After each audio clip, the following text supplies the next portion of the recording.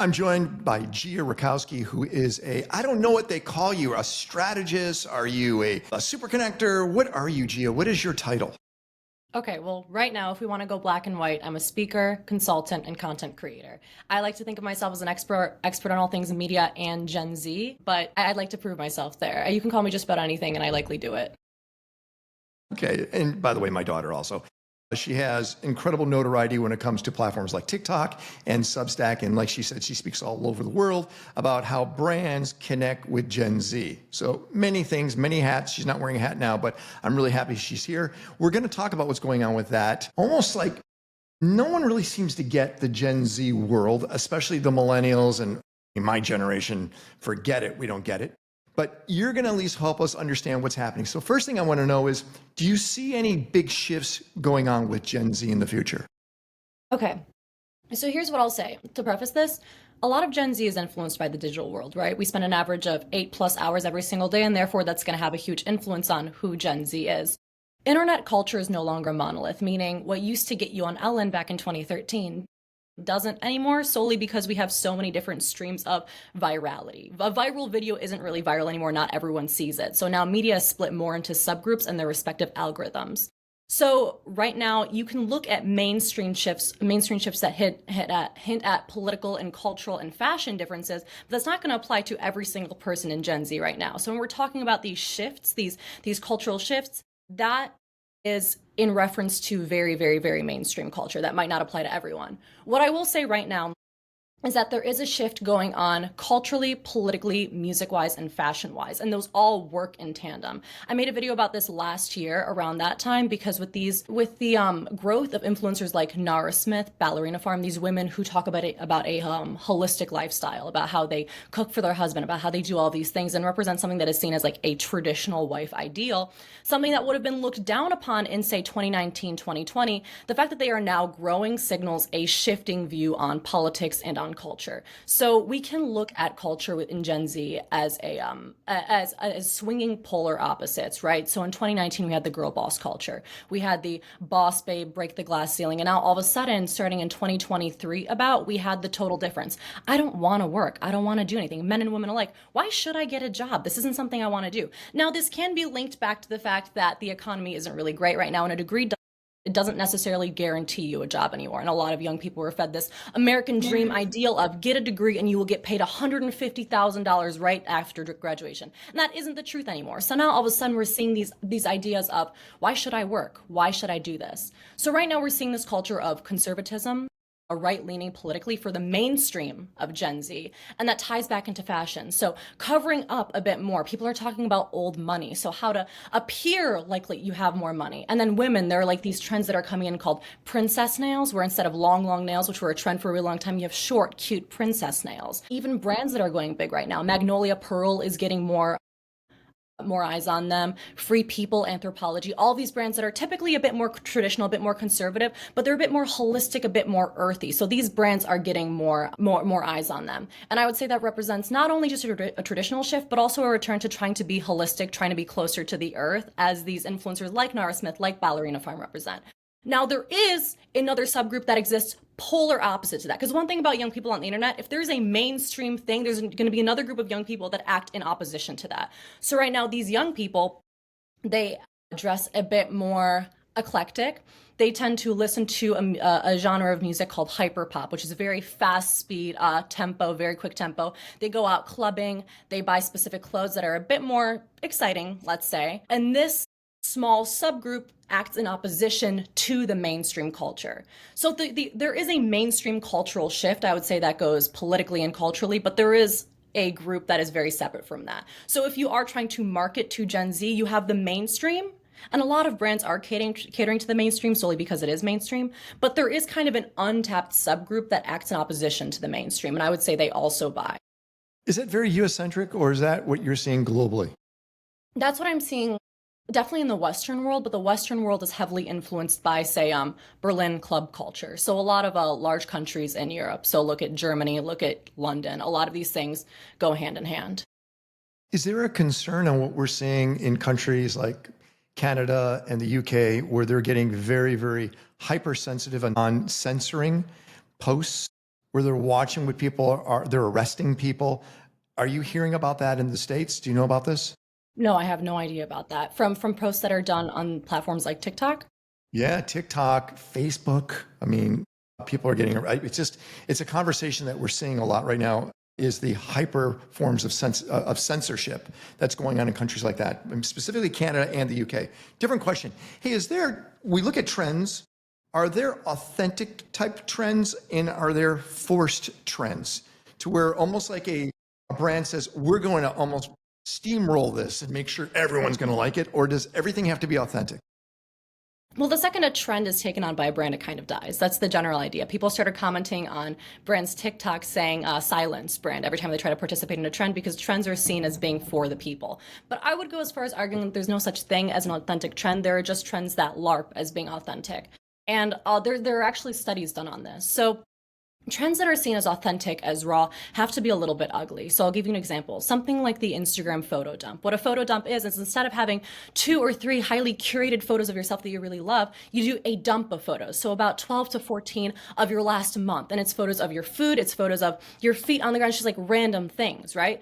But these photo dumps aren't haphazard. They're very meticulously assembled to look like a curated imperfection, right? So this is what we call Instagram or internet ugly. But to be internet ugly, you first have to have an understanding of how to appear perfect so you can alter a few things. So for example, a photo of a perfectly curated room, but the bed is a little bit messed up with a few books on it. That's internet ugly. So to first curate that image, that trend, you have to have a perfect room, but then you have to intentionally mess it up. So it's another layer of deceit in a way. So these trends that appear to be authentic, right? So people crying on camera to talk about something horrible that happened to them, typically there is a script involved. There is typically like a lot of preparation involved there. So these trends, this authenticity is also manufactured, which is kind of the nature of being on a very public platform like the internet. Internet ugly. I love it. Yeah. But it's not authentic then, isn't it? Because you're deliberately making something not look organized. Yeah, I don't think many things can be truly authentic on the internet. I mean, the nature of the internet, people subconsciously understand that when they put something publicly on the internet, there is the chance of millions of eyes being on it. So therefore, no one can truly be authentic as they would be just alone on the internet. I'm a huge TikTok fan. I just love TikTok because it serves up what I like and I love. And I notice, by the way, when I travel to the States or to Europe or where I'm in Asia right now, what I'm served up is different. I see less ads in Asia. I see so many more ads in the United States. It's constant, actually. Everything's a TikTok shop or some type of advertisement.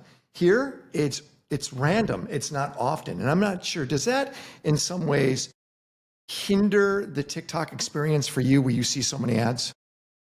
Yeah, I personally don't prefer it. But I also think a lot of entertainment platforms are including those those buy within the shop thing. TikTok also boosts TikTok shop videos. TikTok is also making an effort to like boost educational videos, but there still is your videos get significantly more views if you put that TikTok shop link there. Definitely has to do with buying power. I think areas that are perceived as having less buying power, at least for more expensive products, aren't going to get as many ads. So in the US, it's very bad. But that is also a fundamental part of, I think, internet culture. The internet has always been monopolized by advertisements. What I will say is more interesting, and I'm saying this because I work in this industry, in this field firsthand, these ads are becoming more covert. So instead of having just a sponsored video, right, where an influencer says, I love this foundation, you should buy it, and they put in their bio saying that's sponsored by this, what these brands are now doing is something called UGC content, which is called user generated content. And what they do, and there are now platforms for this, hire influencers to join these campaigns. So what these creators will do is they'll create a separate account, not their main account at all, a completely separate account. And the entire account, every single post is dedicated to making organic content that somehow includes the product. I do this myself because it's a very profitable field. So for example, for a study platform, if there's a study tool that students should use, the entire account is dedicated to study tips, but one of the tips is going to somehow include the product. That's called UGC content. It is, without a doubt, an ad. It just doesn't have to be openly disclosed because it's a company-owned account, right? Yeah, I just got to laugh. I'm laughing. I got to laugh because a friend of mine created a platform called YouTube. And he called it UGC in 2005. Really? To generate content. And when you just said, oh, there's a term, it was at the very beginning of YouTube called UGC. That's so, I had no idea. I wonder if they reused that on purpose. That's hysterical.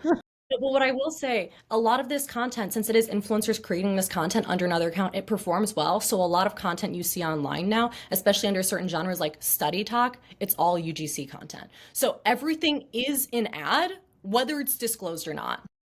Okay, I can accept that. You know, the numbers just came out on the top streaming platform. You think it would be like Netflix, right? Netflix, YouTube blew everything away. YouTube is it. I know I love TikTok. I use YouTube constantly because I have it on in the background. TikTok is more of a, hey, I kind of go in my own little corner. I flip through TikTok. That's my escape. YouTube is more of my educational, knowing what's happening now. Where do you see platforms like YouTube, YouTube Shorts, TikTok, Insta? So what do you think the dominant platform for you is to find out what's going on? Is it YouTube? Is it TikTok? I would say TikTok. And for a lot of people as well. I remember back in 2021 or 2022, you told me that TikTok would be used as a search platform. And I thought it was so absurd. I was like, there's no way. I now use it as a search platform. And I would say a lot of young people, and this exasperates me, a lot of young people do use TikTok as their primary news source, to the point where young people will claim that TikTok is suppressing one topic or another. They're like, you have to block this account to hear more about this, which just isn't true, by the way. But these young people will claim that TikTok is suppressing something, but that's solely because their only news source is TikTok. They don't go to search up the news on their own. So when they see something being shown to them less, that just affects their entire worldview.